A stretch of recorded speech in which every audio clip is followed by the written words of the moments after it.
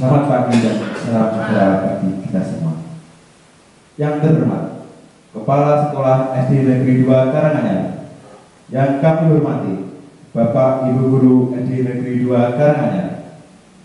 Pertama-tama, mari kita panjatkan puji syukur kehadirat Allah Subhanahu wa Ta'ala atas limpahan rahmat dan hidayahnya sehingga kita semua bisa hadir dalam acara diseminasi aksi nyata modul 1.4 budaya positif calon guru penggerak.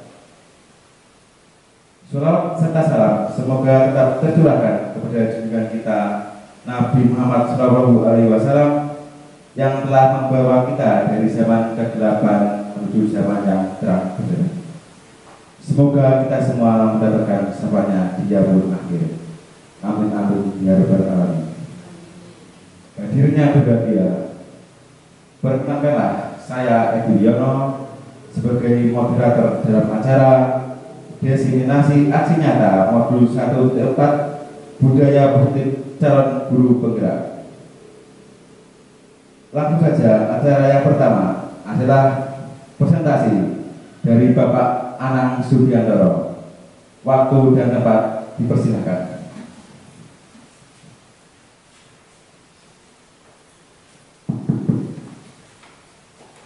Assalamualaikum warahmatullahi wabarakatuh. Waalaikumsalam warahmatullahi wabarakatuh. Yang saya hormati Bapak Kepala Sekolah, yang saya hormati Bapak Ibu Dewan Guru. Pertama-tama marilah kita panjatkan puji syukur kita kehadirat Allah Subhanahu wa Ta'ala, yang mana pada kesempatan hari ini kita semua diberikan kesehatan jasmani dan rohani sehingga bisa berkumpul di sini dalam keadaan sehat walafiat tanpa kekurangan satu apapun. Tak lupa salam serta sholawat kita sampaikan pada junjungan kita Nabi besar Muhammad Sallallahu Alaihi Wasallam, karena atas berkat beliaulah kita dibimbing dari jalan yang gelap menuju jalan yang terang benderang, dan semoga kita semua mendapatkan syafaatnya di hari akhir kelak. Untuk materi perkenalkan, sebelumnya saya Anang Subiantoro, calon guru penggerak angkatan kelima Kabupaten Trenggalek. Ini adalah dalam rangka untuk memenuhi tugas saya, yaitu aksi nyata modul 1.4 budaya positif, yang mana saya mengangkat tentang penanaman budaya positif melalui kegiatan membuang sampah tanpa terpaksa pada siswa SD Negeri 2 Karanganyar, Kecamatan Pule, Kabupaten Trenggalek. Untuk latar belakangnya, Bapak Ibu, kenapa saya mengangkat tema ini? Nah, ini di situ di bawah meja itu ada sampah yang nyecer di situ. Ini salah satu foto yang saya ambil. Jadi anak-anak itu benar kalau memang membuang sampah, memang sebagian sudah ada yang di tempatnya itu ada. Tapi jika tahu seperti ini, kebanyakan masih berpikir, oh itu bukan saya yang buang, itu urusan orang, harus tidak peduli, pokoknya saya buang sampah saya sendiri aja. Yang saya maksud tanpa terpaksa itu di situ. Jadi nanti tujuannya anak-anak itu membuang sampah itu sudah memiliki kesadaran diri tanpa harus mencari kesalahan atau siapa yang membuang sampah sembarangan itu terus dibuang pada tempatnya. Nah, ini lanjut. Tuh ada sampah permen apa itu sama tisu. Di sana ada pesawat jatuh juga itu yang putih juga. Kok anaknya asik aja, malah waduh, nah, tidak sadar mereka tetap lari-larian seperti itu. Nah, sebetulnya sekolah kita ini sudah bersih, terus tingkat kesadaran anak pun sebagian juga sudah bagus, tapi menurut saya masih ada pembenahan untuk budaya positif itu, yaitu jika tahu hal seperti itu harusnya mereka tidak acuh-acuh atau peduli yang membuang sampahnya itu tanpa terpaksa atau tanpa ragu-ragu. Nah, masuk Nah, setelah saya ikut guru penggerak, ternyata ada beberapa materi yang ini sangat luar biasa, Bapak Ibu ya. Sebelumnya saya juga belum tahu. Dulu sebagai guru juga moto saya itu seperti bayaran gitu, jadi sangat enak-enak. Sekarang sudah ada pemberitahuan seperti ini, jadi mikir saya. Itu pertama yaitu mengenai konsep utama modul budaya positif itu ada 7. Perubahan paradigma belajar, terus disiplin positif, kebutuhan dasar manusia, motivasi perilaku manusia, 5 posisi kontrol restitusi, 6 keyakinan kelas, dan 7 segitiga restitusi. Nah, ini kita akan kupas satu-satu nanti Bapak Ibu sesuai dengan sepengetahuan saya selama mengikuti program guru bergerak. Terus sebelumnya di sini saya tidak bermaksud menggurui atau merasa paling pinter budone ini, tidak. Saya pun di sini juga sama-sama belajar, kita juga diskusi sama-sama. Seperti itu ya Bapak Ibu. Langsung untuk pembelajaran dengan paradigma baru. Nah, ini ada kaitannya dengan IKM atau kurikulum merdeka. Ternyata program guru bergerak itu tanpa disadari sudah dirancang untuk agenda perubahan kurikulum, Bapak Ibu. Nah, ini pelajaran dengan paradigma baru dirancang berdasarkan prinsip pembelajaran yang berdiferensiasi, yang artinya pembelajaran mengakomodir kebutuhan belajar murid. Guru memfasilitasi murid sesuai dengan kebutuhan yang dalam perkembangannya untuk mewujudkan profil pelajar Pancasila. Nah, berdiferensiasi itu artinya pendidikannya itu berpusat pada murid. Jadi sesuai ajaran Ki Hajar Dewantara bahwa dalam pendidikan itu kita guru itu bertindak sebagai penuntun murid. Ibaratnya tanaman itu menanam padi, menanam kedelai itu kita tidak bisa merubah tanamannya, tanaman padi dijadikan kedelai itu tidak bisa, tapi hanya menuntun, artinya merawat Bapak Ibu. Jadi murid itu kita rawat, terus muridlah yang memiliki kompetensi, memiliki kreasi, kreativitas, dan kita harus memerdekakan itu. Makanya disebut merdeka belajar. Ini nanti masih panjang kalau cerita ini berdiferensiasi itu, contohnya ada tapi masih saya pelajari di pertemuan modul 2.1 ini masih proses Bapak Ibu. Terus untuk yang pelajar Pancasila, nah ini Bu Sus sama Bu Husnul yang ikut IKM sudah pernah disinggung dulu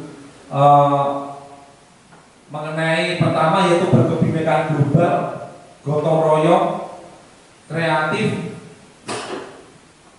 bernalar kritis, dan mandiri.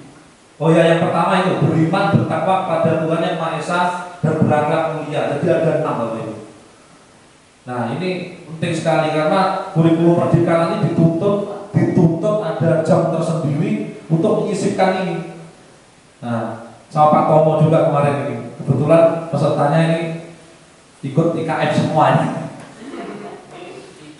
Ya, jadi anaknya itu kita nanti belajar sama-sama untuk mewujudkan itu profil pelajar Pancasila itu, karena saya sendiri pun juga ngeblank, masih bingung karena di aplikasi itu ada kurikulum merdeka, tapi untuk guru penggerak ini juga ada aplikasinya.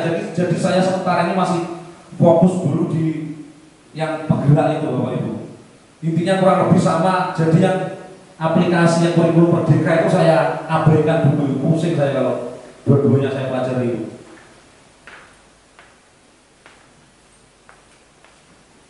Nah, ini disiplin positif. Dari dulu ketika kita mendengar kata disiplin, nah ini tentu kaitannya itu akan menghubungkan dengan peraturan, hukuman, yang dihubungkan dengan kepatuhan pada peraturan, dan nanti kalau tidak patuh terus dihukum, atau mungkin ada reward kalau patuh dapat nilai bagus, nah itu penghargaan kalau itu seperti itu. Ternyata setelah mempelajari modul ini ada nilai baru di situ. Ternyata kita itu tidak, justru kalau kedisiplinan itu orientasinya hanya takut pada hukuman terus sama hanya ingin dapat penghargaan, itu malah kurang tepat loh itu. Nah, ini ada motivasi disiplin dari luar dan motivasi disiplin dari dalam, intrinsik sama ekstrinsik atau internal sama eksternal, intinya luar dalam. Kalau dari luar itu cenderung takut dihukum, mungkin karena dapat pujian. Contohnya kita disiplin hanya karena takut dihukum. Seandainya sekolah ini tidak ada peraturan, apakah murid-murid itu bisa melaksanakan kegiatan yang sesuai dengan nilai kebajikan? Nah, itu akan jadi pertanyaan bahwa itu. Terus yang motivasi yang lahir dari dalam itu maksudnya lahir dari hati, tidak ada tendensi apapun, dan murni karena niat dari dalam diri tanpa memandang adanya peraturan hukum atau pujian. Jadi saya teringat lagunya Ahmad Dhani dulu, kalau jika tidak ada surga dan neraka itu, apa kita tetap menyembah kepada Tuhan yang menciptakan kita, seperti itu ya. Jadikan lagu itu saya termasuk dalam itu penjabarannya. Nah, nanti untuk meningkatkan motivasi dari dalam itu ada caranya Bapak Ibu, nanti kita ikuti sama-sama. Terus tujuan mulia dari penerapan disiplin positif adalah agar terbentuk murid-murid yang berkarakter, berdisiplin, santun, jujur, peduli, bertanggung jawab, dan merupakan pembelajar sepanjang hayat sesuai dengan standar kompetensi lulusan yang diharapkan. Murid termotivasi disiplin dari dalam, bukan dari luar. Muridnya sudah berkarakter. Nah, ini sangat cocok dengan tema yang saya angkat tadi. Jadi ngambil sampah itu jangan kok takut karena dihukum atau apa, ya memang murni untuk menjaga lingkungan yang bersih dan mengamalkan nilai kebajikan universal.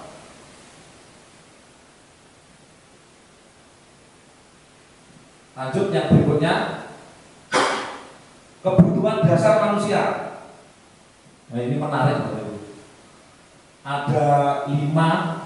Yang pertama yaitu bertahan hidup atau fisiologi, kasih sayang dan merasa diterima. Yang ketiga penguasaan, 4 kebebasan, 3 kesenangan. Nah, ini para ahli itu sudah memetakan kebutuhan manusia itu intinya dasarnya ada 5 ini. Kalau semuanya ini terpenuhi, insya Allah nanti kita ya jadi orang yang tenang. Nah, ini menariknya gimana Bapak Ibu? Ketika kita mendidik anak, mungkin ada anak perilaku yang istilahnya bahasa Jawanya jelo dewi atau aneh sendiri, atau mungkin perilakunya yang kurang baik. Itu nanti kalau dirutut arahnya ke sini. Misalnya, nah ini bertahan hidup itu berkaitan dengan makanan atau kebutuhan bertahan.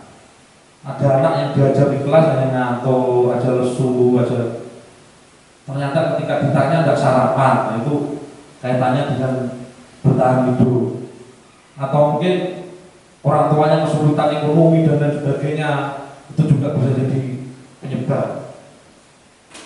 Dan kasih sayang dan rasa diterima, mencari perhatian agar diperhatikan. Nah, jadi kalau ada anak-anak kita yang cenderung mencari perhatian, libet aja, terus temennya dia merame dewe, lutak-lutak dewe apa, biasanya di sini dia adanya kurang rasa kasih sayang. Bisa-bisa kalau ditelusur gitu nanti sampai rumah mungkin ada yang orang tuanya pisahan atau gimana, atau ikut neneknya. Nah, bisa-bisa seperti itu. Terus ada yang ketiga itu penguasaan bersifat memimpin, ingin menguasai dan mengatur yang lain. Ini biasanya kita temui Bapak Ibu, anak-anak yang seperti itu. Maunya dia di depan aja, disuruh baris maunya jadi pemimpin, kalau enggak bergot ada. Saya temui juga. Itu orientasinya ke situ, sudah ke penguasaan. Dia ingin bersifat memimpin. Di dalam dirinya itu sudah ada bibit-bibit untuk seperti itu. Jadi itu bisa berpotensi untuk bisa jadi calon-calon pemimpin. Dan penyelesaiannya seperti apa untuk hal-hal seperti itu? Nah, ini yang jadi menarik. Ini harus terampil kita kalau tahu anak seperti itu. Nah, kita harus bagaimana menyelami mereka gitu intinya. Saya sendiri pun juga masih belajar, mungkin kita nanti bisa berdiskusi sama-sama. Terus untuk kebebasan. Nah, kebebasan ini biasanya suka mencoba memilih sesuai kebebasannya.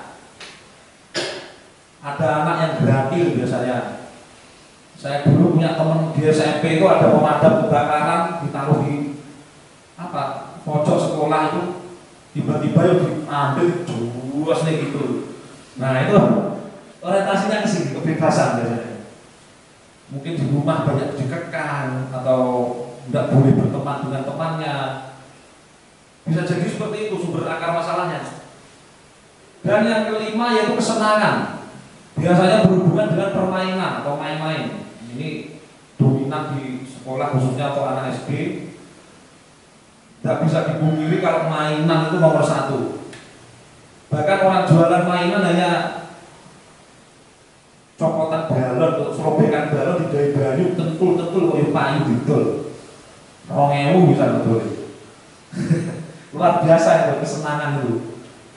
Nah jadi ketika kita menyelami dari kebutuhan dasar ini, nanti ini bisa digunakan untuk mengarahkan anak dan juga bisa digunakan untuk memberi motivasi dari dalam tadi Bapak Ibu.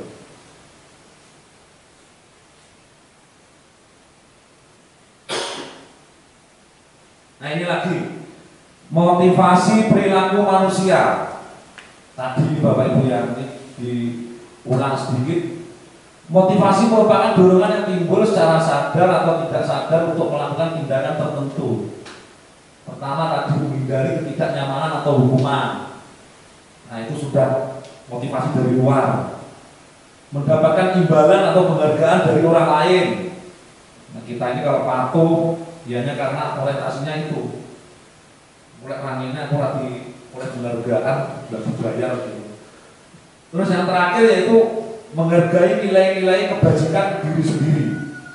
Nah dari ketiga kalimat itu yang paling bagus adalah yang dari dalam Bapak Ibu, yang paling ujung menghargai nilai-nilai kebajikan diri sendiri. Kalau dua itu dari luar. Dari luar itu bersifat sementara. Nek wis orangnya hukuman, ya bubar, peraturannya sudah hilang.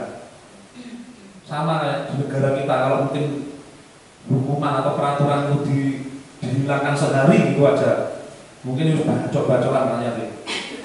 Terus yang kedua mendapat imbalan sama, kalau imbalannya habis terus bubar, sudah tidak punya karakter. Tapi kalau ketiga itu apapun yang terjadi dia akan bertindak sesuai dengan hati nuraninya sendiri masing-masing, sesuai dengan karakternya yang sudah terbentuk.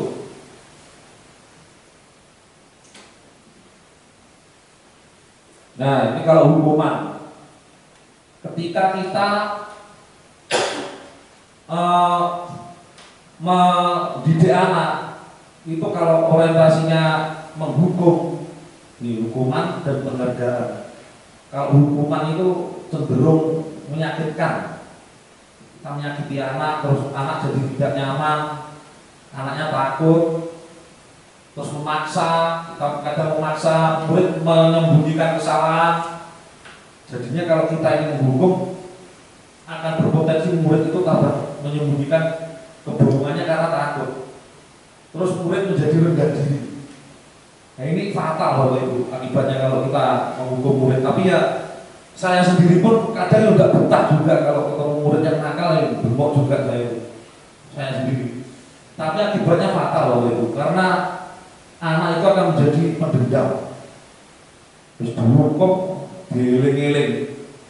Contoh-contoh ini yang sudah lulus alumni lalu itu Koirul Yuda pernah cerita ke saya pernah diginikan Pak sama Pak itu, ditendang, tak eling-eling Pak. Nah itu misalnya seperti itu, akhirnya ingat, jadi diingat terus akhirnya itu. Nah kalau penghargaan itu juga sama, tidak efektif. Nah, artinya bersifat sementara tadi, tidak efektif artinya harus mengeluarkan biaya tentunya kalau penghargaan itu. Terus dua, merusak hubungan atau sifat iri.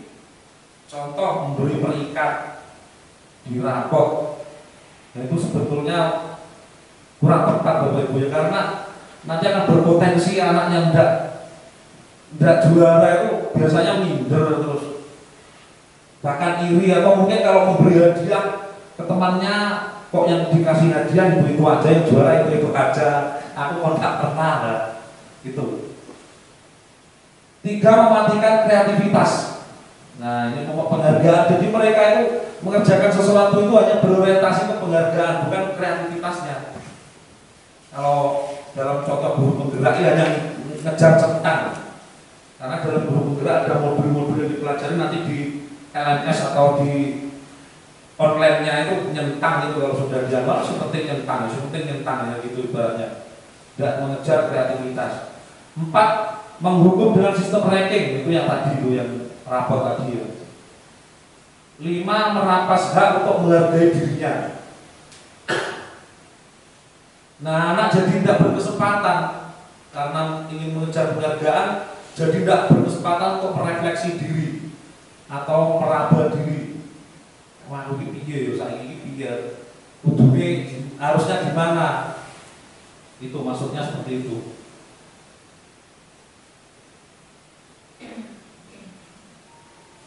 Selanjutnya yaitu konsep disiplin dengan identitas sukses.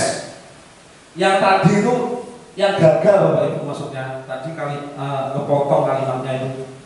Tadi itu konsep disiplin dengan identitas gagal yang berhubungan sama penghargaan tadi. Tapi kalau yang identitas sukses ini ada dua ini, konsekuensi dan restitusi.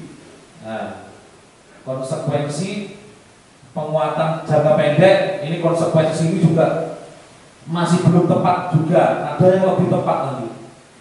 Penguatannya hanya jangka pendek kalau konsekuensi itu. Artinya ini Bapak Ibu, kalau ada anak mungkin buang sampah sembarangan, yang konsekuensi itu cenderung memantau kita. Kamu tahu peraturannya kalau membuang sampah sembarangan, kamu harus nanti selesai ini harus nyapu kelas loh. Nah, itu hanya bersifat memantau Bapak Ibu. Jadi anak orientasinya sama tadi, hanya untuk menghindari aturan atau hukuman tadi. Terus yang kedua, perlu monitoring berkelanjutan.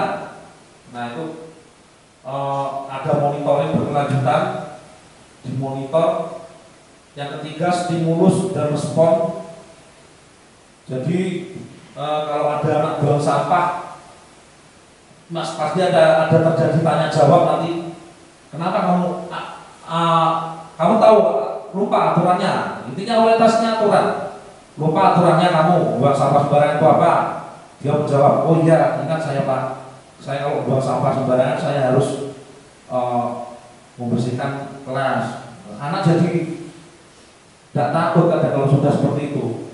Saya pun pernah mengalami seperti itu. Tapi kalau ada aturan yang bersifat seperti itu, ya saya tabrak kadang. Kalau bene ada pokoknya aku kelasnya ora apa-apa misalnya. Murid hanya menghormati peraturan. Nah, ini karakternya jadi susah untuk terbentuk. Terus kehilangan waktu untuk merenungi kesalahan. Yang terakhir yaitu identitas sukses atau restitusi. 1, murid harus bertanggung jawab atas perilakunya. 2, fokus pada pemecahan masalah jangka panjang.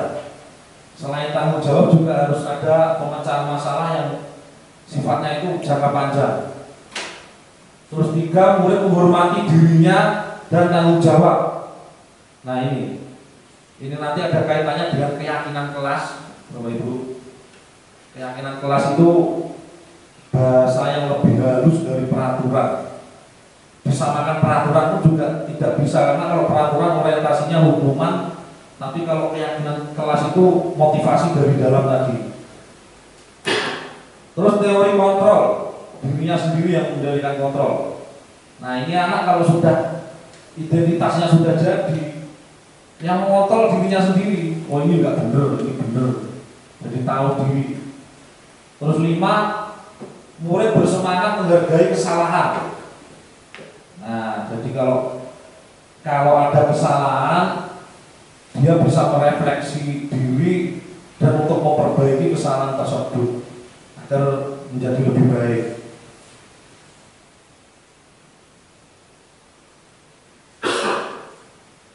Konsep disiplin, pendekatan restitusi, sebuah cara menanamkan disiplin positif pada murid. Nah, pengertian restitusi adalah proses menciptakan kondisi bagi murid untuk memperbaiki kesalahan mereka sehingga mereka bisa kembali pada kelompok mereka dengan karakter yang lebih kuat. Gosen 2004, ahlinya namanya Gosen. Terus ciri-cirinya apa restitusi itu? 1, bukan untuk menebus kesalahan, namun untuk belajar dari kesalahan. Nah, ini cocoknya untuk pendidikan waktu itu. Jadi kalau diaplikasikan di hukum ya nggak cocok. Nanti maling hanya tanggung jawab aja dari penjara jadi hanya untuk pendidikan. Yang kedua yaitu restitusi memperbaiki hubungan. Jadi antara kalau sudah terjadi kesalahan, kita orientasinya bukan malah tindakan kita atau putusan kita nanti menyebabkan tambah menjauh. Artinya kita kalau bisa tambah memperbaiki hubungan. 3, restitusi adalah tawaran, bukan paksaan. Jadi ditawarkan anak itu untuk membalikkan disiplin itu seperti apa, kamu harus bagaimana, misalnya seperti itu. Jadi anak sendiri nanti yang berpikir, bukan dipaksa. Kalau paksaan itu kaitannya dengan hukuman. 4, restitusi menuntut untuk melihat ke dalam diri. Nah ini yang disebut refleksi tadi, merefleksi diri, artinya akon yang nanti diri. Terus 5, restitusi mencari kebutuhan dasar yang mendasari tindakan. Kebutuhan dasar tadi Bapak Ibu ada 5. Terus kita mencari dari dalam tadi, menggali lagi maksudnya. Setelah ketemu nanti ada tindakan. Oh anak ini ternyata kebutuhan akan fisiologisnya atau kebutuhan hidupnya kurang, jadi solusinya harus gini. 6, restitusi diri adalah cara yang paling baik. Jadi ini dianggap yang paling baik Bapak Ibu. Terus 7, restitusi fokus pada karakter bukan tindakan. Nah ini tadi yang membangun karakter dari dalam. Terus 8, restitusi bersifat menguatkan. Menguatkan itu artinya kalau ada anak melakukan kesalahan, kita tidak cenderung untuk menghakimi. Artinya kita kuatkan, kita bangkitkan, yang tujuannya untuk agar menjadi lebih baik lagi. Terus 9, restitusi fokus pada solusi. Fokusnya hanya pada solusi. Ketika ada masalah, solusinya seperti apa yang terbaik. 10, restitusi mengembalikan murid yang berbuat salah pada kelompoknya. Nah, kita kembalikan lagi muridnya pada kelompoknya. Misalnya ada anak karena mau nakal becing koncone, ya kita harus kuatkan anaknya, harus berubah karakternya. Setelah nanti berubah, kita kembalikan ke kelompoknya atau komunitasnya.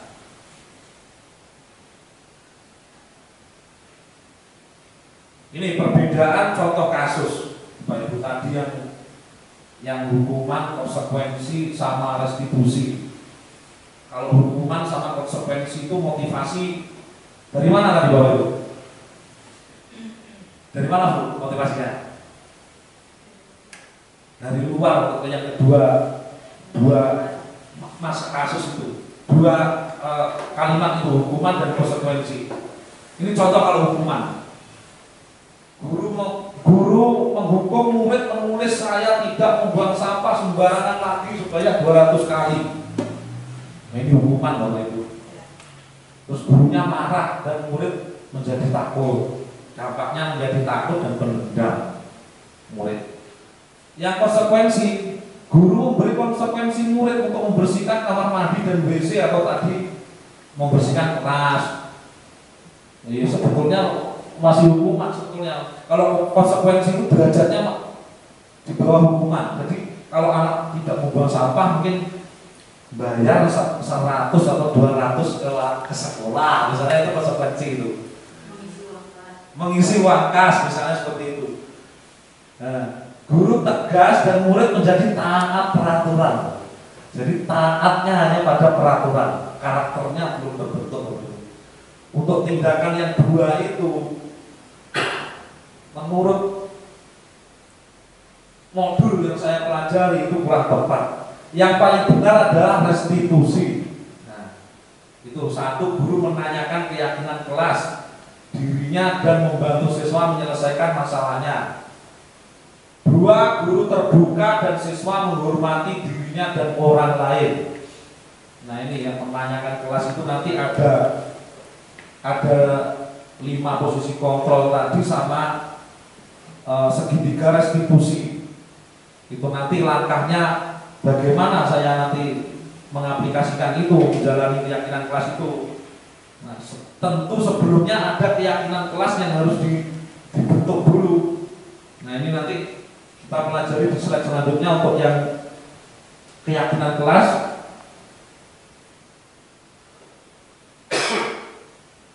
Ini 5 posisi kontrol menarik. Yang pertama adalah penghukum, 2 membuat rasa bersalah, 3 teman, 4 pemantau, 5 manajer. Kita nanti sebagai guru, pasti sudah pernah bertindak ke ini. Ke 5-5-nya itu mungkin kalau 5 saya belum, kalau 5 itu kayaknya. Kalau 1 sampai 4 pernah. Nah, itu kita kupas dulu itu.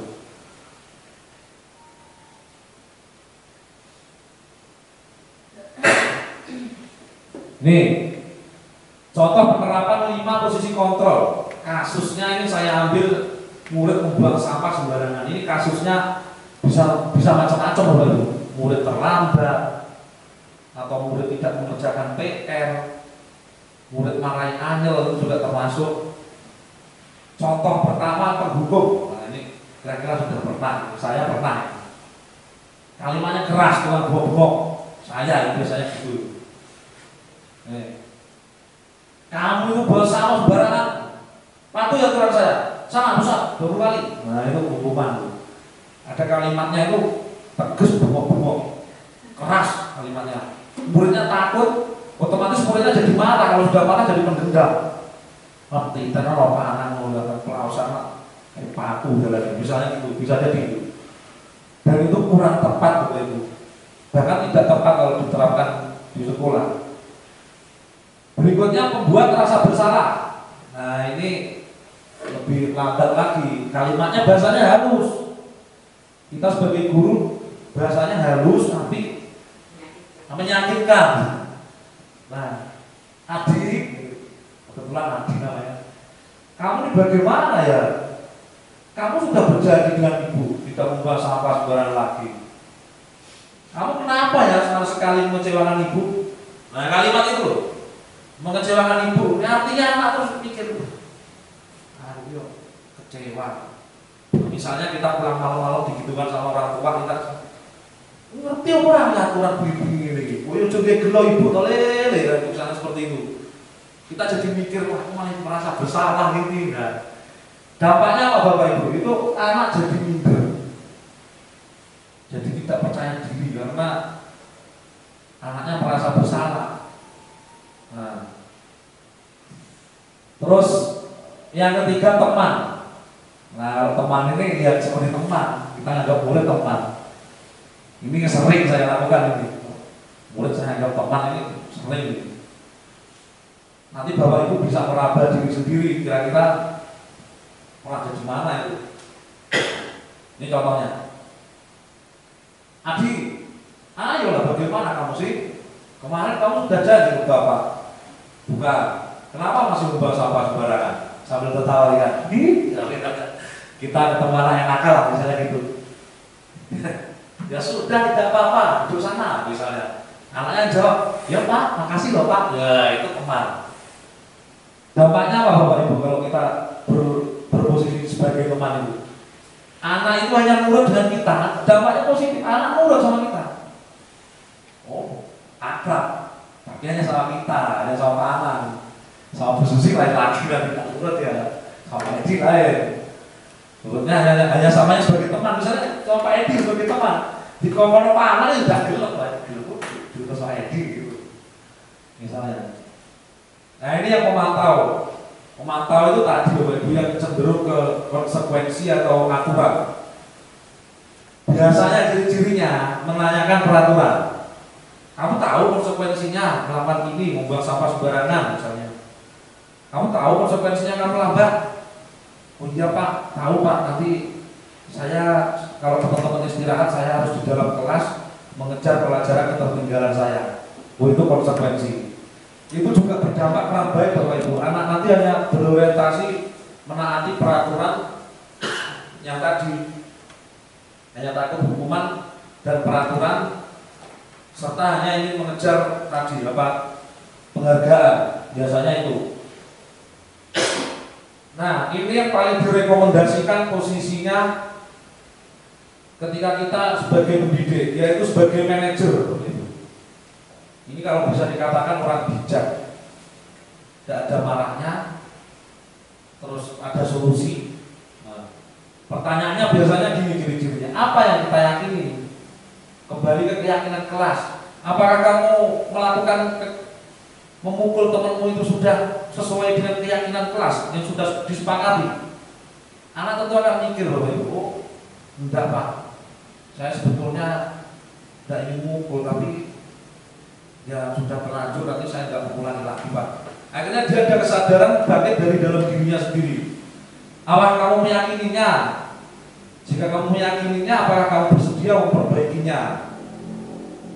Jadi tidak ada kalimat-kalimat yang menghukum, dan kita cenderung menawarkan tadi untuk menggali dari dia. Oh, kamu nyuri uang, ya sudah. Kenapa kamu nyuri uang? Harus ditanya dulu alasannya kenapa misalnya. Anu Pak, saya bingung Pak, kalau mau jajan nggak pernah dikasih sangu. Nah akhirnya kita sudah tahu masalah kebutuhan dasar tadi, ternyata di kebutuhan hidupnya dia tidak terpenuhi. Alasannya itu kita harus bisa membangkitkan dia. Ya kamu mencuri, kalau gitu mencuri pun tetap tidak benar, tapi ya sudah terlanjur. Kira-kira kamu melanggar keyakinan kelas tidak gitu itu? Nah itu ya, keyakinan kelas itu nanti kita bahas Bapak Ibu, karena itu menyangkut kesepakatan bersama. Jadi anak kalau ditanya gitu akan mikir nanti, oh iya ya, aku nyuri ini tidak benar. Nah terus ke depan gimana kamu? Untuk ke depannya mencuri lagi apa tidak? Oh tidak Pak, saya tidak mencuri lagi, terus uangnya ini akan saya kembalikan ke yang punya, saya akan minta maaf. Nah itu yang diharapkan seperti itu untuk perbaikan karakternya. Apa rencana kamu untuk memperbaiki hal ini? Nah itu, jadi ada apa harapan, rencananya apa? Jadi anak nanti mikir, rencanaku akan gini loh Pak. Saya nanti sebisa mungkin tidak akan mencuri lagi, bahkan saya sudah menganggap mencuri itu merupakan dosa yang besar sehingga saya takut melakukannya, misalnya seperti itu. Nah ini keyakinan kelas. Mengapa kok istilahnya keyakinan kelas? Mengapa bukan peraturan kelas saja? Kalau dulu saya ini peraturan kalau dulu, dan saya baru mendengar istilah keyakinan kelas itu ya baru-baru ini ikut penggaraan ini. Satu itu. Mengapa kita memiliki peraturan tentang menggunakan helm? pada saat mengendarai kendaraan roda 2 atau motor, kemungkinan jawaban Anda adalah keselamatan. Kedua, mengapa kita memiliki peraturan tentang menggunakan masker dan mencuci tangan setiap saat? Kemungkinan jawaban Anda adalah untuk kesehatan dan atau untuk keselamatan. Itu merupakan keyakinan Bapak Ibu. Nah, keselamatan, kesehatan, itu merupakan keyakinan kita. Seseorang akan lebih tergerak, akan bersemangat untuk menjalankan keyakinannya daripada hanya sekedar mengikuti serangkaian peraturan tertulis tanpa makna. Murid-murid pun demikian. Mereka perlu mendengarkan dan memahami arti sesungguhnya tentang peraturan-peraturan yang diberikan. Apa nilai-nilai kebajikan di balik peraturan tersebut? Apa tujuan utamanya? Dan menjadi tidak tertarik atau takut sehingga hanya sekedar mengikuti serangkaian peraturan-peraturan yang mengatur mereka tanpa memahami tujuan mulianya. Jadi peraturan itu biasanya hanya orientasinya hanya hukuman. Kalau tidak hukuman yang ribet tadi, tidak membangun, tidak kurang memiliki kontribusi dalam membangun karakter dari dalam tadi atau motivasi dari dalam.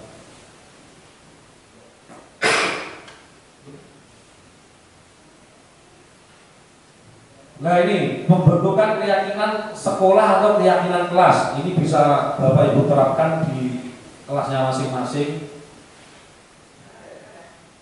Keyakinan kelas itu bersifat lebih abstrak daripada peraturan yang lebih rinci dan konkret. Keyakinan kelas berupa pernyataan-pernyataan universal atau kebajikan universal. Pernyataan keyakinan kelas senantiasa dibuat dalam bentuk positif. Ini saya rasa untuk dasar membutuhkan ya Bapak Ibu. Keyakinan kelas sebenarnya tidak terlalu banyak sehingga mudah diingat dan dipahami oleh semua warga sekolah. Itu bisa 5 kali 4 atau 6 seperti itu aja Bapak Ibu. Keyakinan kelas sebaiknya sesuatu yang dapat diterapkan di lingkungan tersebut. Nah, ini saya jadi ingat untuk filosofi Ki Hajar Dewantara bahwa kita dalam mendidik itu harus menyesuaikan kodrat alam dan kodrat zaman. Artinya menyesuaikan keadaan alamnya. Artinya pendidikan di SD Negeri 2 Karanganyar ini kalau disamakan di 1 Sumundakan ya tidak sama. Sama daerahnya kota, sini pegunungan. Tentunya yang paling dominan di sini apa? Nah, kita harus bisa menggali Bapak Ibu. Semua warga kelas hendaknya ikut berkontribusi dalam pembuatan keyakinan kelas lewat kegiatan curah pendapat. Nah, ini melibatkan semuanya, harus kolaborasi antara murid, guru, wali murid, komite, kepala sekolah, bisa jadi seperti itu. Tapi kalau untuk kelas melibatkan wali murid pun sudah bagus Bapak Ibu untuk menyusun keyakinan kelas itu. Selanjutnya bersedia meninjau kembali keyakinan kelas dari waktu ke waktu. Bersedia meninjau kembali. Jadi kita amati Bapak Ibu, keyakinan kelas yang sudah kita bikin ini kita tinjau, artinya kita validasi dari waktu ke waktu atau kita evaluasi. Ini benar enggak, cocok enggak ini gitu. Kalau sekiranya kurang bagus ya kita perbaiki lagi. Seperti dalam kasus saya ini yang saya angkat membuang sampah itu sebetulnya bukan kok anak sini tidak mau membuang sampah ke tempat sampah, akan tetapi kesadaran mereka kalau mengetahui sampah yang ada di hadapannya atau di bawahnya itu untuk membuang tempat sampah itu masih kurang, harus apa? Kalau tidak sampahnya sendiri tidak mau gitu.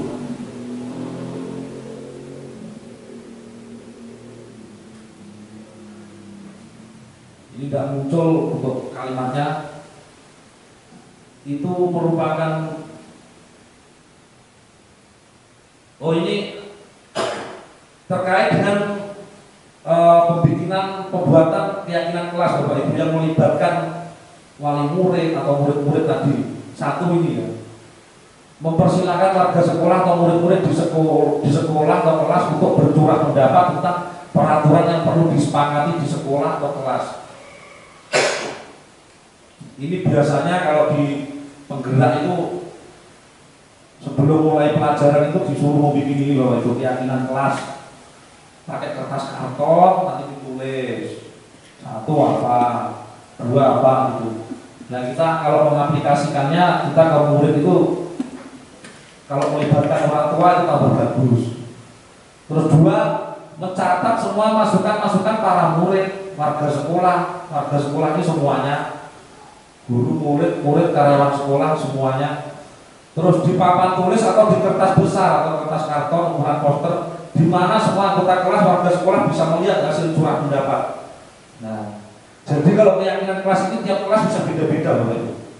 Kelas 1 sama kelas 4 bisa beda karena usia anaknya pun tidak sama, pemikirannya pun juga tidak sama. Terus susunlah keyakinan kelas sesuai prosedur pembentukan keyakinan sekolah atau kelas. Gantilah kalimat-kalimat dalam bentuk negatif menjadi positif.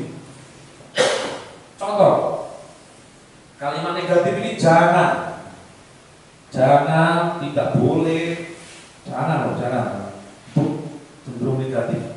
Jangan berlari di kelas atau koridor, itu diubah menjadi berjalanlah di kelas atau koridor. Misalnya seperti itu. Oh itu namanya. Tulisannya baru muncul itu waktu itu.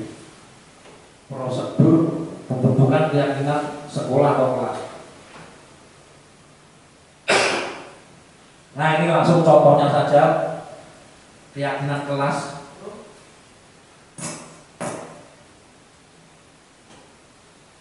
Keyakinan kelas ini contohnya kelas 1. Setiap anggota kelas perlu belajar. Setiap anggota kelas perlu senang. Nah tadi kebutuhan dasar tadi bukan kok harus dihindari Bapak Ibu, ya harus dilampiaskan itu kebutuhan hidup itu, tapi dengan pelampiasan yang benar maksudnya gitu. Terus setiap anggota kelas perlu melakukan tugas. Nah ini tidak ada kalimat tidak atau jangan, itu artinya mungkin piket, mungkin menyapu, mungkin kalau kaitannya dengan sampah itu bisa dibikin kalimat sendiri. Setiap anggota kelas wajib membuang sampah pada tempatnya tanpa terpaksa atau tanpa ragu atau tanpa melihat sampah itu punya siapa. Terus setiap anggota kelas perlu merasa aman. Nah ini sudah nyakup semuanya. Mungkin aman dari rasa gangguan dari temannya, berkelahi atau dan lain-lain. Itu sangat perlu. Kelas 5 pun juga sama. Nah itu kalimatnya kalimat yang positif dan tidak banyak, hanya 5 aja itu. Saya lihat itu. Senantiasa membantu. Nah itu kalau tahu temannya kerja bakti ya tidak usah dioprak-oprak, harus tahu diri untuk membantu, misalnya seperti itu. Nah misalnya kalau ada anak melakukan kesalahan, nah ini nanti kita belajarnya setelah sesi ini di slide selanjutnya. Terus keyakinan kelas 7, hormat. Kami meyakini bahwa sangat penting untuk menghormati semua orang dan barang milik orang lain. Di situ termasuk larangan mencuri, Bapak Ibu sebetulnya. Semua orang dan barang milik orang lain. Artinya kalau ada anak mencuri melanggar keyakinan kelas yang poin itu. Jadi kalau anak ngerti diajak bicara sudah paham keyakinan kelasnya, dia paham itu. Bekerja, kami meyakini bahwa sangat penting untuk mengerjakan segala pekerjaan atau mengikuti kegiatan yang telah ditugaskan. Nah ini kalau dapat tugas dari gurunya harus bertanggung jawab, misalnya seperti itu. Terus lagi diterima dan dimiliki. Kami meyakini bahwa sangat penting untuk merasa diterima pada suatu kelompok dan saling peduli satu dengan lain. Jadi ini kalau dicermati lebih dalam tidak ada membuli temannya itu, bully-bulian itu tidak ada. Kalau dulu banyak anak bully, cukur gundul aja saya suruh, gundul. Selanjutnya segitiga restitusi itu merupakan ada tiga. Jadi jika ada anak mengalami masalah atau permasalahan apapun atau bisa dikatakan melanggar keyakinan kelas, penyelesaiannya lewat segitiga restitusi itu. Pertama, tindakan yang diambil yaitu menstabilkan identitas. Misalnya ada anak kelahi, Bapak Ibu, dok datang ke kita, Pak, saya dipukul sama Enggar, Pak.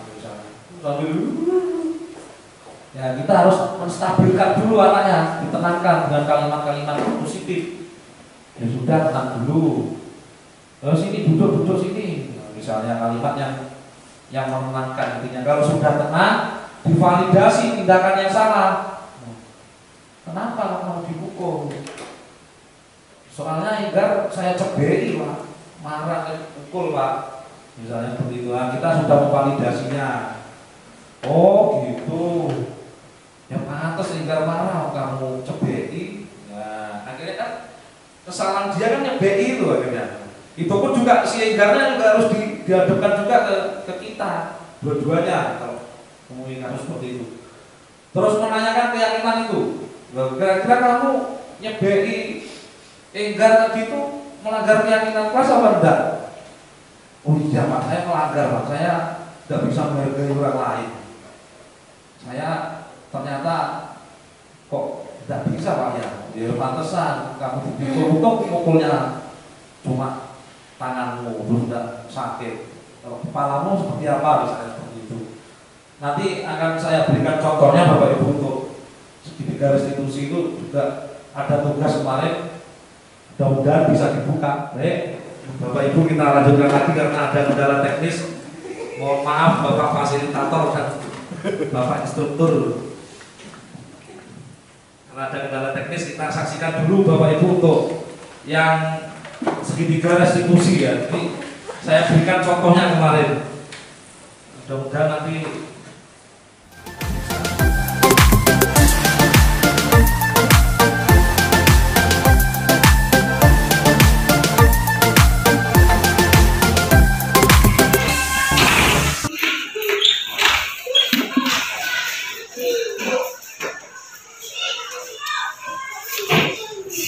apa kabar Tima? Baik Pak. Kenapa kok kamu menangis terus bisa sampai ke sini? Saya dituduh mencuri sama Enggar Pak. Oh gitu, dituduh mencuri ya sama Enggar ya? Nah tentu sedih ya kalau dituduh mencuri. Bapak pun kira-kira ya sedih kalau dituduh mencuri. Yang tenang ya kamu ya. Nah terus kira-kira kesalahan apa yang kamu perbuat setelah dituduh mencuri itu? Saya bilang Enggar goblok Pak dengan di depan teman-teman Pak. Oh di depan teman-temanmu bilangin Enggar goblok itu ya? Kenapa tuh bilang goblok? Kesel? Saya kesel Pak karena sudah dituduh mencuri sama Enggar. Oh iya pantas saja. Bapak pun kalau dituduh mencuri ya bisa kesel juga ya. Wajar aja. Banyak orang kalau dituduh itu kesel ya. Terus kira-kira kamu bilang goblok ke Enggar itu sudah sesuai dengan keyakinan kelas atau prinsip kamu atau enggak itu? Tidak. Kenapa kok tidak? Saya tidak menghormati Enggar Pak. Oh gitu. Jadi dengan bilang goblok itu bener apa salah menurutmu itu? Salah Pak. Oh gitu. Terus kedepannya gimana kamu nanti kalau mendapatkan masalah yang sama, misalnya dituduh mencuri atau dituduh apa gitu? Saya akan menahan emosi Pak. Oh iya ya bagus ya. Jadi si Bima harus bisa menahan emosi ya, harus bisa menjadi pribadi yang baik. Bagaimana kalau sikapmu tentu akan berbeda kalau bisa menahan emosi ya, tidak bilangin temenmu goblok lagi gitu ya. Itu kan kalimat kurang baik ya. Ya. Dan nanti untuk lain kali kalau kena masalah seperti ini jangan langsung main emosi gitu ya. Ya untungnya masih bilang goblok. Coba kalau pukul-pukulan lagi, ya tanda lebih serem lagi ya. Jangan diulangi lagi, terus ke depan bisa berbuat yang lebih baik ya. Bisa ya diterima ya. Oke, sekarang nanti ikutin pelajaran lagi ke kelas ya. Terus minta maaf, saling minta maaf sama Enggar ya. Oke, makasih ya.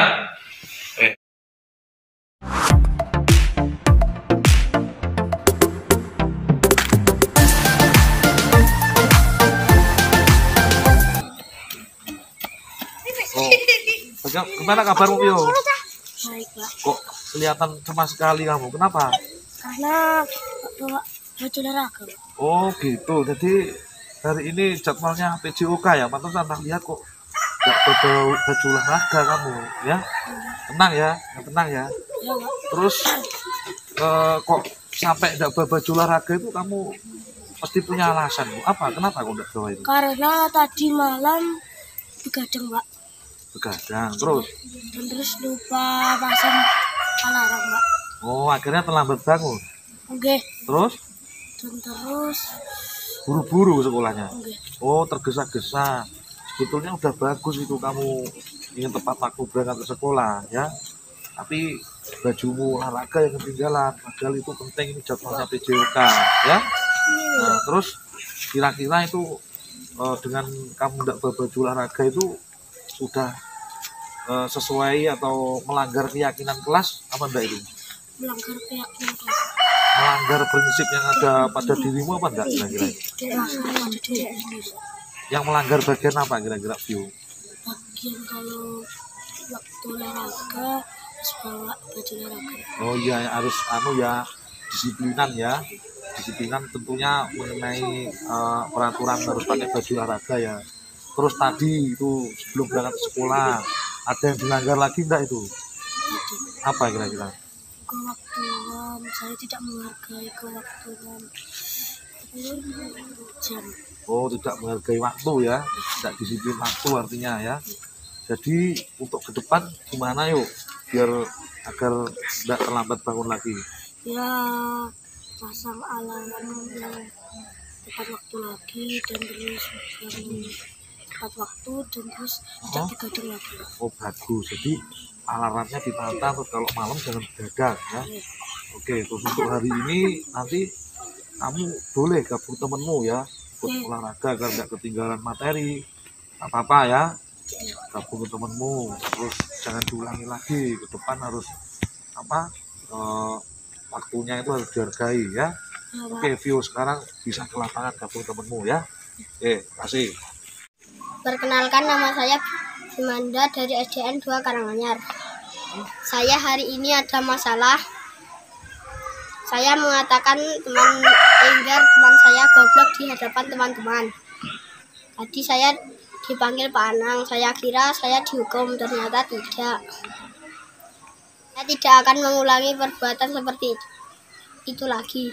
Kenalkan, nama saya Vio, siswa dari SDN 2 Karanganyar. Saya tadi lupa tidak bawa baju olahraga. Tapinya dari Pak Anang tidak dihukum tadi, dan terus kedepannya saya tidak akan mengulangi lagi. Saya lebih suka tidak dihukum begitu lagi.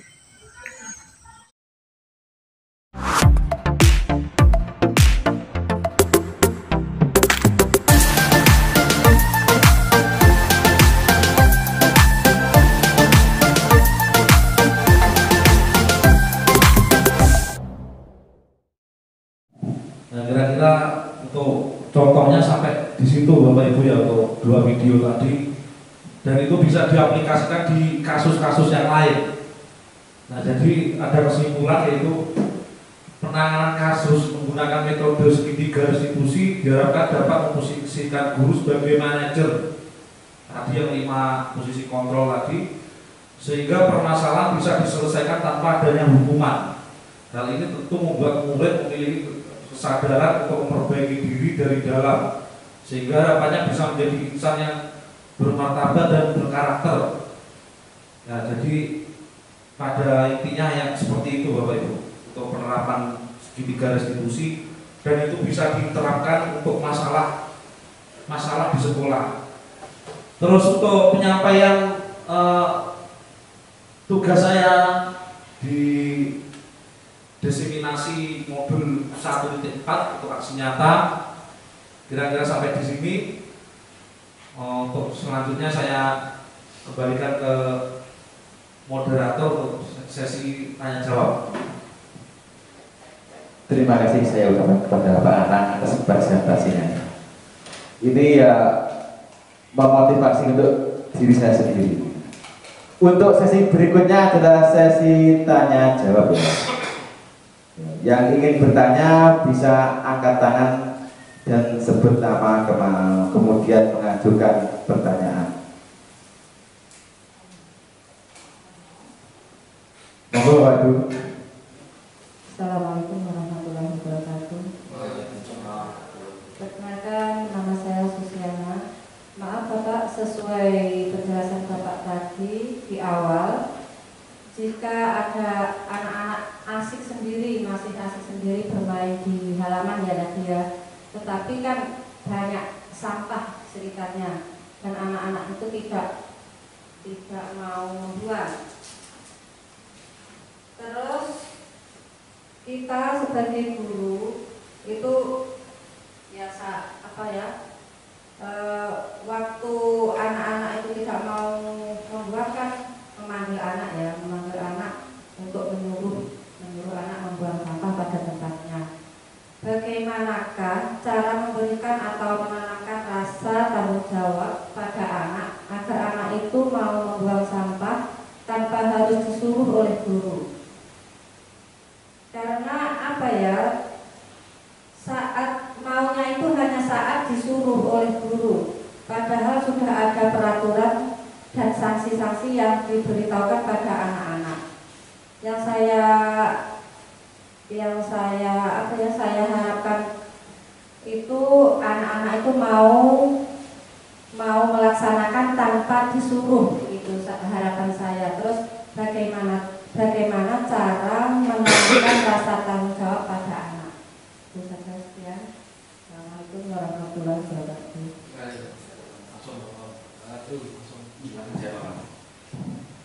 Baik, terima kasih Bu Susi atas pertanyaannya.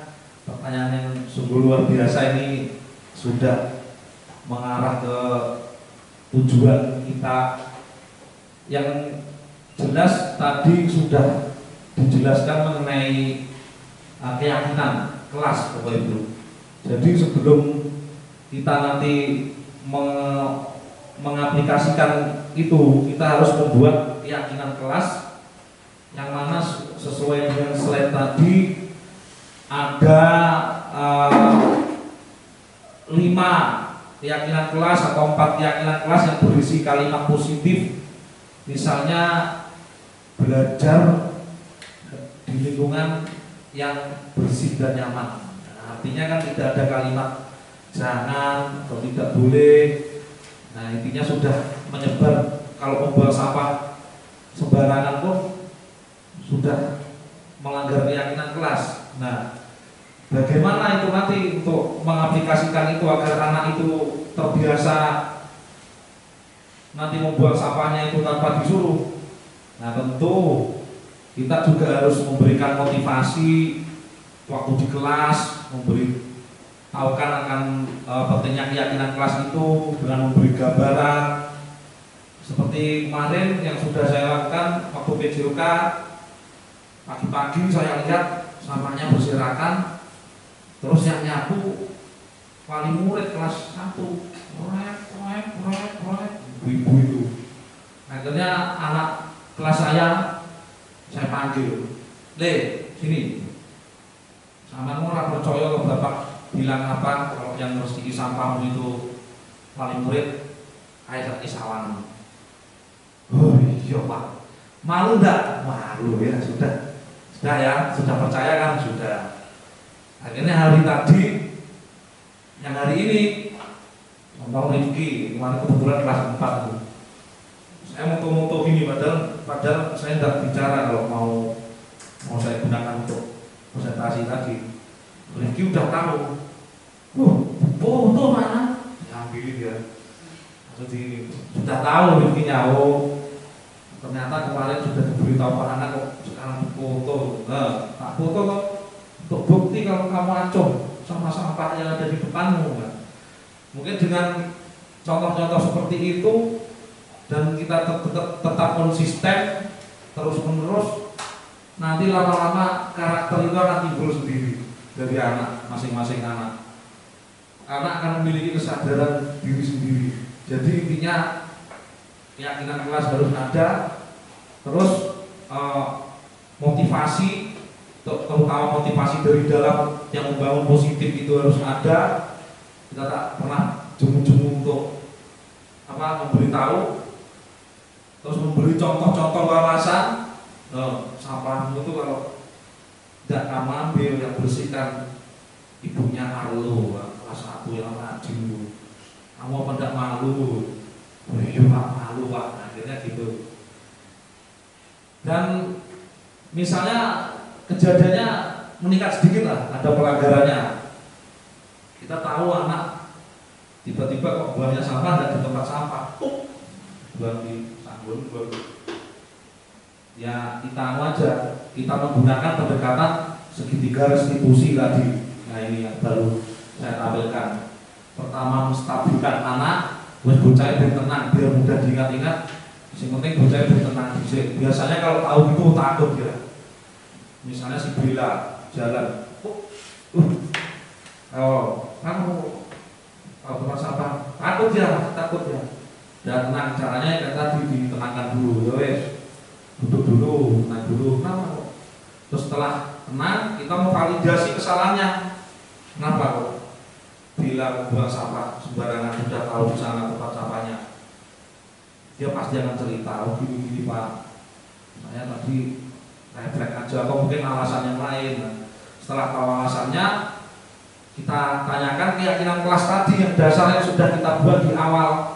Jadi di masing-masing kelas itu tentunya seharusnya ada keyakinan kelas. Tidak harus wali kelas yang buat, kita pun guru bidang studi untuk PJOK juga bisa membuat keyakinan kelas, atau bidang studi yang lain juga bisa. Nah itu sebagai dasar, kalau kamu melanggar keyakinan kelas, apa yang kamu lakukan? Oh pak, saya tidak akan ulang lagi, saya harus membuang sampah di tempatnya, terus bisa menjaga kebersihan, misalnya seperti itu. Demikian Bu Susi untuk jawabannya. Mungkin ada tambahan atau bisa diterima, atau ada tanya lagi nggak Pak? Iya sudah bisa diterima. Terima kasih atas penjelasannya Bapak. Terima kasih Bu Susi.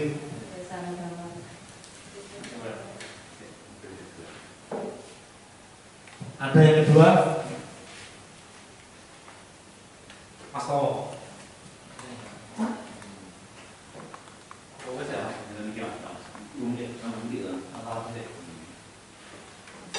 Masih video atau apa?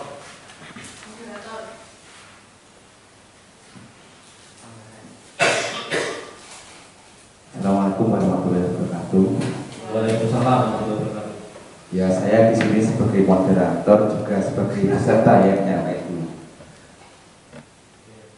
Ini saya mau bertanya ya tentang kasus yang baru saja terjadi di SD kita, yaitu tentang kasus anak yang naik sepeda kemudian tanpa disadari itu sepedanya ibu guru itu rusak. Itu bagaimana solusi dari Pak Anang terkait masalah tersebut? Mohon perjalanannya. Terima kasih Mas Edi atas pertanyaannya, pertanyaan yang luar biasa. Kita ambil kasus yang lain banyak, dan kebetulan ini kasusnya sepedanya guru di muter-muter terus rusak. Bagaimana mengambilnya? Tentu Mas Edi tadi sudah ada penjelasan mengenai 5 posisi kontrol, segitiga restitusi, dan keyakinan kelas, serta 5 kebutuhan dasar. Penting banget.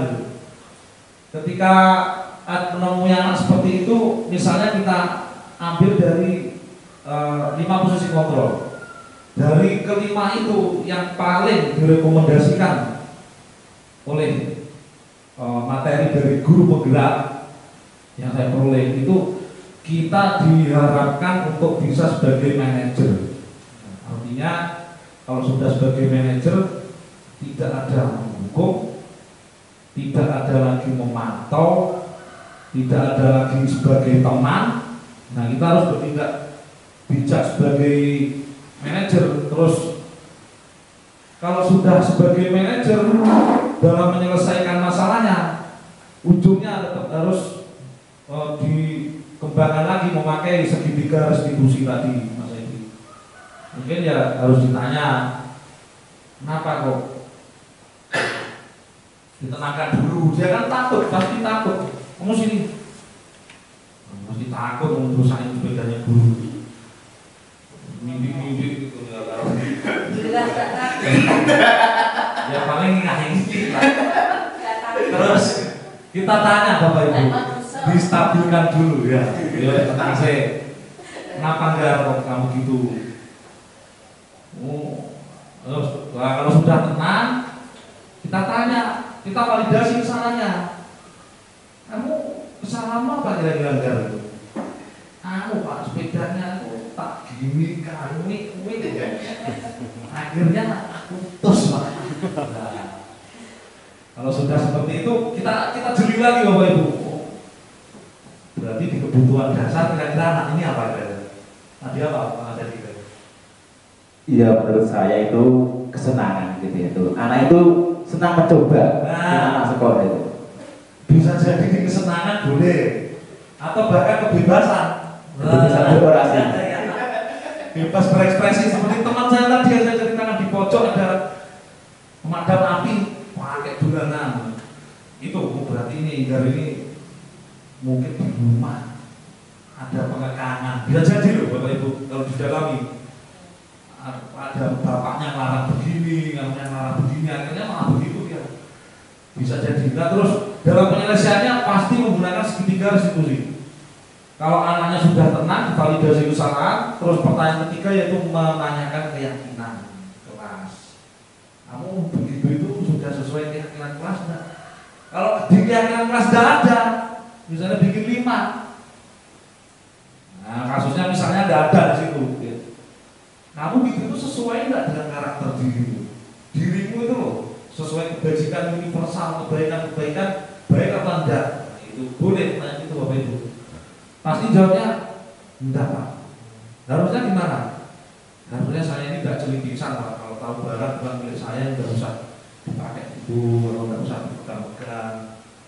Nah gitu. Untung hanya gasnya yang putus. Coba kalau apa mungkin yang rusak lebih parah gitu, malah kamu. Nah, terus solusimu seperti apa? Dipancing Mas Edi. Solusinya seperti apa? Ya biar Enggar sendiri yang jawab. Baik Pak, saya untuk mewujudkan tanggung jawab saya akan minta maaf. Terus saya mungkin akan memperbaiki sepeda ini, bisa seperti itu. Tapi untuk yang berurusan dengan kalau di sekolah ya, kalau di sekolah untuk yang berurusan dengan penggantian yang bersifat materi seperti itu arahnya nanti itu ke apa? Dukungan arahnya. Jadi kita ini tetap menggali, misalnya kita maaf itu sudah bagus, terus mau tidak mengulangi lagi sudah bagus. Misalnya seperti itu Mas Edi.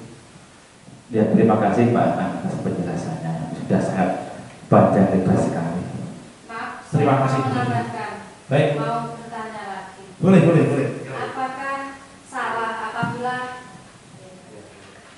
Apakah salah apabila anak itu disuruh membuat surat pernyataan merasa bersalah dan ditandatangani oleh orang tuanya, ya agar anak itu jera dan tidak mengulangi perbuatannya? Nah, gini khusus kalau untuk menjawab masalah itu saya orientasinya tetap kembali ke guru kita tadi ya. Saya pun juga gitu loh. Saya dari awal sudah mengakui diri saya sendiri loh. Untuk yang 5 posisi kontrol itu saya kalau manajer kok belum. Nah, ini apa? Saya belum sebijak itu. Masih belajar juga saya. Saya pun juga masih serampangan terus kadang tak abaikan, tak getahi anaknya gitu. Tapi untuk kembali ke modul yang tadi yang diterangkan, hal-hal yang seperti itu tidak diperkenankan Bu. untuk membuat surat pernyataan, nanti ada hukuman itu. Ada hukuman itu, jadi nanti anaknya jadi apa ya? Jadi bisa jadi pendendam, kalau tidak pendendam tadi yang membuat merasa bersalah. Nah, itu anaknya bisa jadi minder. Seperti itu. Jadi langkah yang terbaik apa?